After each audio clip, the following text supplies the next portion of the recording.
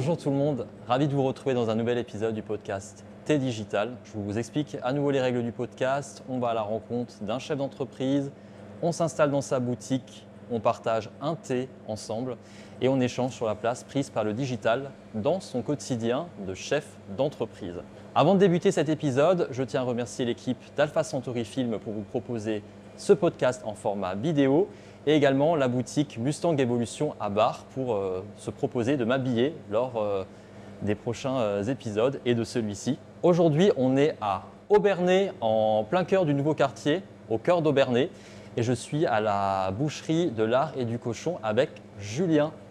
Salut Bonjour. Julien. Bonjour. Écoute, je te remercie déjà de nous recevoir ici, Merci à vous. dans ta toute nouvelle boutique. Tu me disais avant en off, ça fait un mois que tu as ouvert. Ça fait tout juste un mois, ouais, c'est ça. Est-ce que pour commencer ce podcast, tu pourrais te présenter, nous dire qui tu es, ce que tu as fait, parce qu'on se connaît déjà un petit peu, je vous en parlerai après.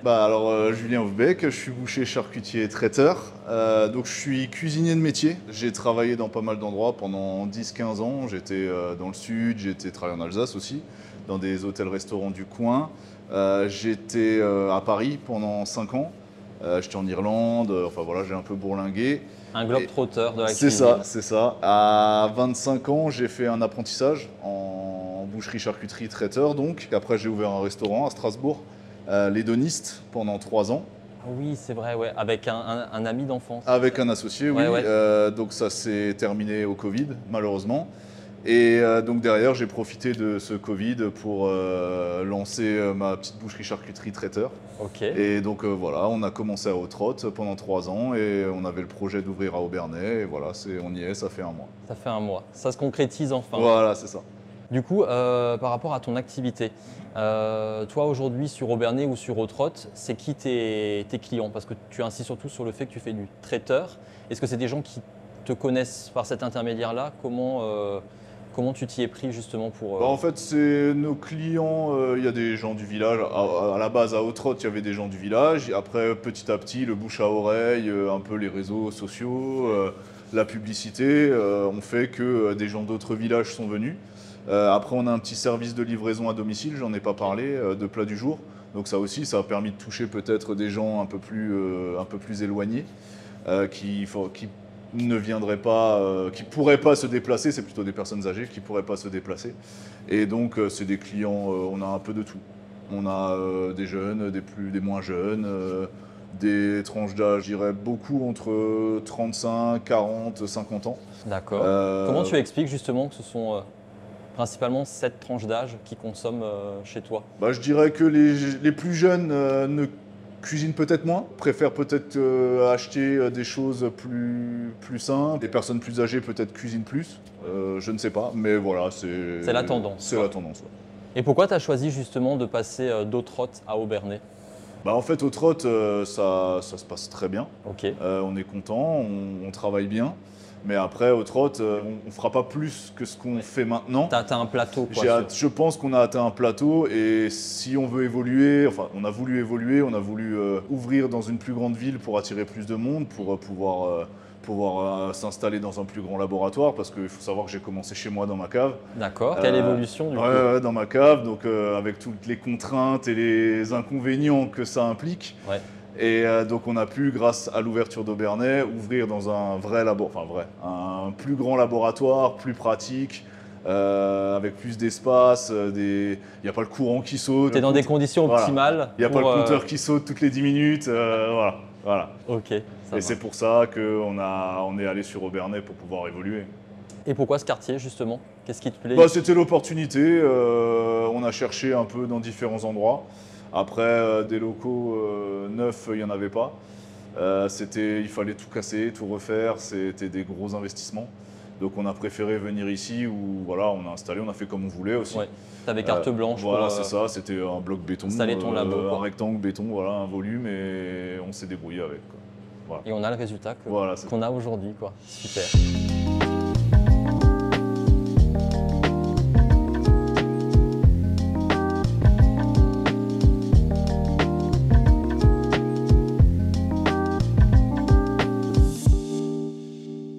Santé. Santé. Ah, je ne savais pas s'il fallait qu'on boit ou pas. Bon, ouais. Alors, tu nous parlais avant justement des réseaux sociaux, tu en as parlé dans ton introduction. Est-ce que pour toi aujourd'hui, dans le cadre de ton activité, les réseaux sociaux, tu considères ça optionnel, obligatoire ou vraiment nécessaire? Comment tu pourrais Indispensable. qualifier ça? Indispensable, je pense. Ouais. Parce que, Qu'est-ce qui t'amène à dire ça?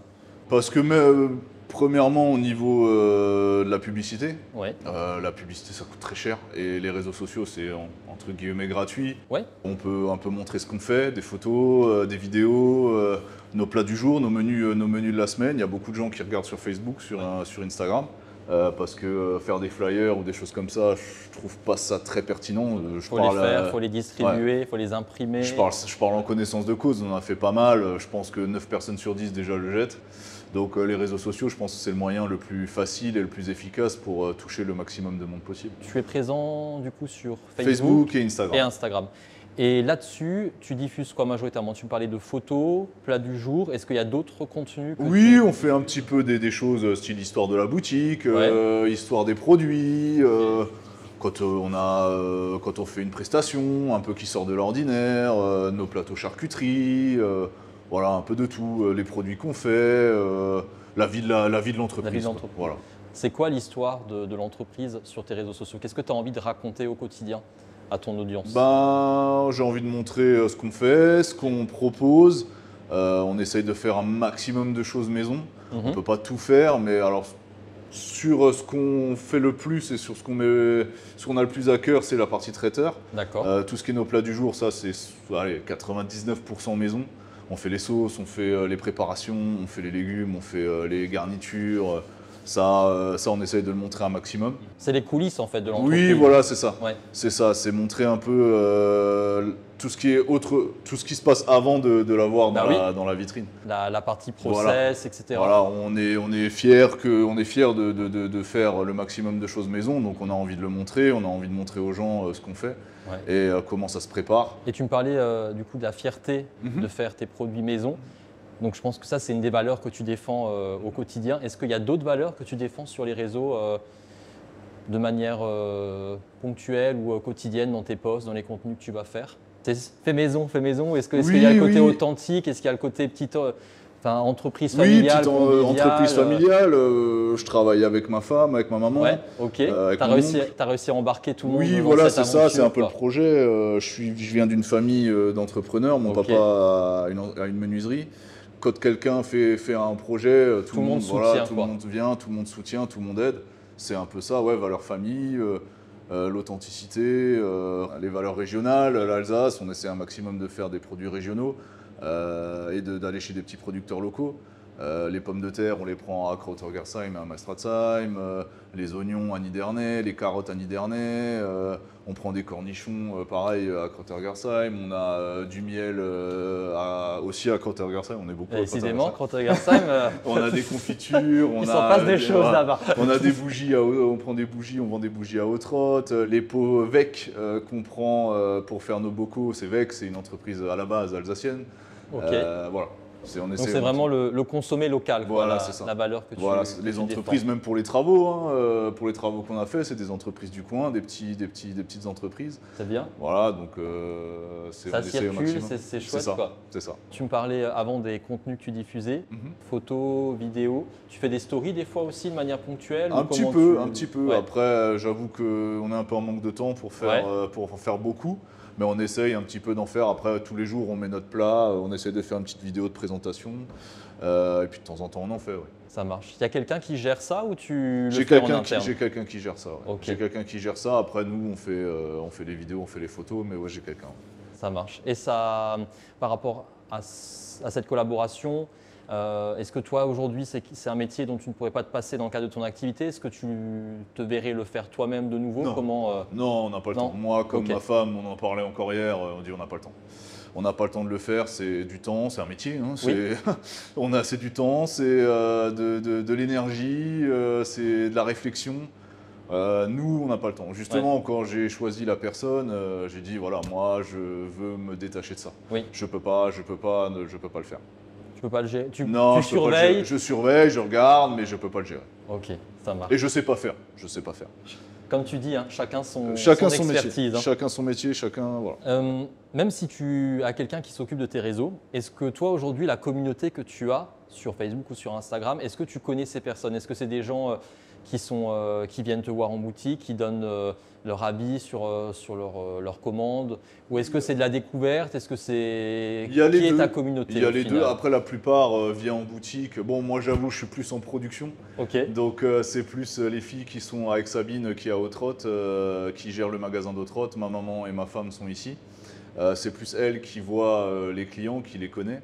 Moi, je les connais un peu moins parce que je suis pas souvent là. Je suis là le samedi, mais le reste du temps, je suis en production.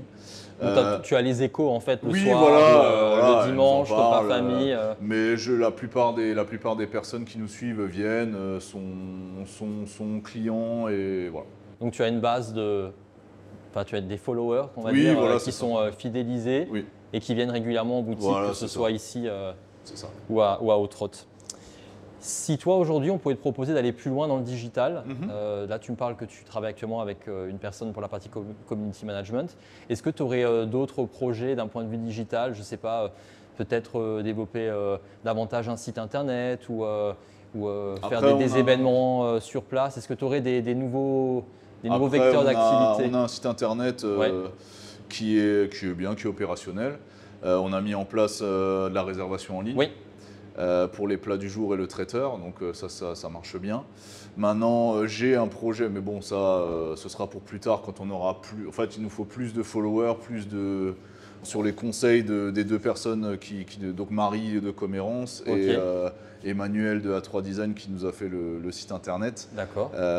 Qui nous ont conseillé d'attendre, d'avoir plus de followers, plus d'abonnés, plus de visibilité. Pour moi, mon projet, ce serait de lancer de la vente en ligne. D'accord, ok. De la vente en ligne de produits en chrono fraîche, voilà, de plats comme ça.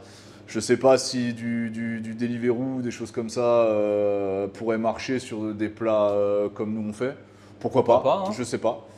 Mais voilà, sur les produits, j'aimerais à terme faire de la vente en ligne. Ouais. Faire rayonner l'arrêt du cochon. En à terme, mais voilà, il faut un peu plus de visibilité. Ouais. Eh bien super. Écoute, je te propose qu'on passe à la dernière partie du podcast. On va jouer un petit peu. Ok. Je vais t'expliquer ça tout de suite. Je vais aller chercher le jeu parce que je ne l'ai pas préparé. Alors attends. Voilà.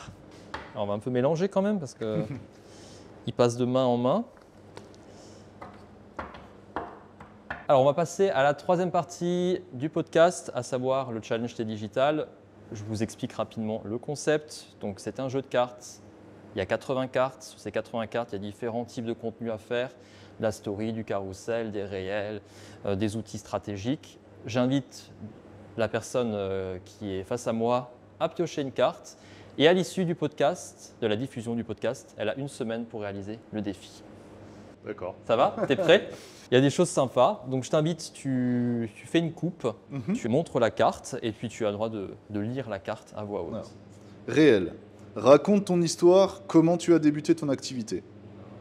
C'est sympa, hein? Bah oui. Écoute, on en a déjà plus ou moins parlé, mais ça permettra on va le refaire. à ton audience d'être plus au fait de tout ce qui t'a amené à monter ce commerce. De toute façon, j'ai vu que tu avais des chouettes produits. Ouais. Je pense qu'on va aller se laisser tenter un petit peu. Qu'est-ce qui te ferait plaisir? Eh bien écoute, ta femme m'a parlé du pâté en croûte. Comme quoi tu es un expert du pâté en croûte. Expert, j'irai pas jusque-là, mais c'est quelque chose. C'est ce qu'elle m'a dit. C'est quelque chose qu'on aime beaucoup faire et qui marche bien auprès des clients. C'est quoi ton conseil là, de pro? Qu'est-ce que tu me conseillerais? Je vais déjà te présenter. Donc ça, c'est un tout volaille. Okay. Donc il n'y a que de la volaille, canard, poulet, foie gras et pintade. Ouais. Après, on fait les gelées, on fait des gelées au Porto, généralement. Ouais. Donc, ou du consommé de volaille ou du consommé de bœuf, ça dépend ce qu'on a. D'accord. Donc on fait nous-mêmes, la gelée on la fait nous-mêmes. Ok. Tout de A à Z, la pâte, la gelée, la garniture, tout est fait maison. On a un fermier, donc plus classique. Okay. Donc ça c'est cochon et volaille, mariné au vin blanc. Ok. On a un tout cochon, il y a le tout volaille, il y a le tout cochon. Donc ça, c'est que du cochon avec des champignons et du persil. La basse-cour réunie dans Voilà, un c'est pâté ça. en croûte. On a un mendiant, donc ça c'est pareil, c'est deux morceaux différents de cochon, c'est de la poitrine et de l'échine. Ok. Et on met un petit peu des abricots secs dedans, avec des pistaches et des noisettes. Ouais, non, noisette, je suis allergique, sinon je vais Ah. mourir. C'est peut-être pas l'idée après le podcast, parce qu'on en a d'autres à tourner. Ça c'est un peu un style Richelieu, donc c'est avec du cochon, du foie gras, de la volaille, du canard, et mariné au porto et avec des trompettes de la mort. Bah, écoute, on va prendre le dernier alors. Le dernier, Ouais, ça me tente bien ça. combien de tranches? Fais-moi-en 3, s'il te plaît. Ouais. On admire le geste et la dextérité. Va me filmer moi parce que là j'ai juste envie, c'est de le manger. Et il est 14h30, c'est pas le moment quoi. Et tu fais des petits aussi, hein, c'est Oui, ça? on fait des petits pour l'apéro. Ouais, c'est sympa ça. Voilà. À picorer quoi. C'est ça. Qu'on met sur nos planchettes charcuterie, Ah bah oui. qu'on met un peu à chaque fois. Avec des cornichons de Krautergersheim. C'est ça. Bien sûr. Et voilà. Super. Merci beaucoup Julien. Et ben moi je repars avec mon petit panier.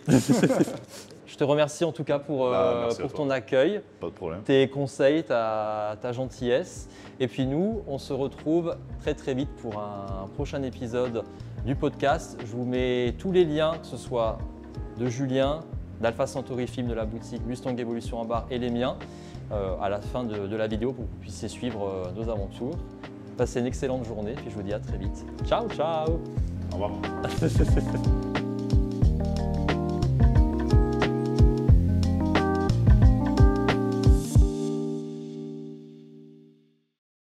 Super, merci, nickel. merci. Merci à vous.